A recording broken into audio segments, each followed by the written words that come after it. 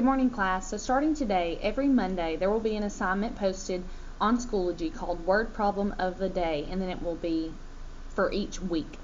So every day you're going to have a word problem that you're going to come into Schoology and you're going to open up this document and you're going to complete your word problem for math. So when you open up the document, this is what you're going to see. Each page is a different day. So on this first page, you're going to have Monday, August 18th, and your word problem is going to be right here. On Monday, you're going to complete this word problem, and that is all you're going to do Monday.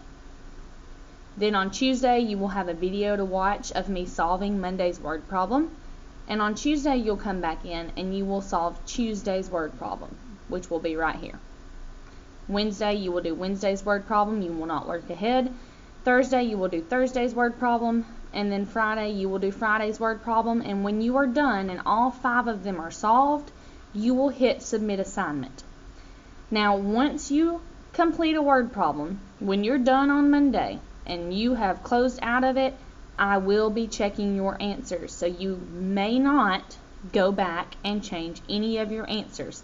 So let's say you watch the answer video on Tuesday. You cannot come back and change your answer on Monday because I've already checked it, I've already graded it. You cannot come back and change anything. So each week you'll be on this document. I'm going to show you how to write on the document so that I can watch you as you have done your work to show your work for your math problems. So we have a word problem here. I'm going to open up the document. I'm going to click right below it. I'm going to go up to the top where it says Insert, click, go down to Drawing and New. Then I'm going to go up to the top where this little line is and select Line to Scribble. Once it's on Scribble, I can solve my word problem right here. So let's say Farmer John has 3 rows and each row has 3 tomatoes in it, and I'm going to find out how many he has all together. So I'm going to multiply 3 times 3, which is 9. Or if I want to draw it out, he's got 3 rows, 3 tomatoes in each row,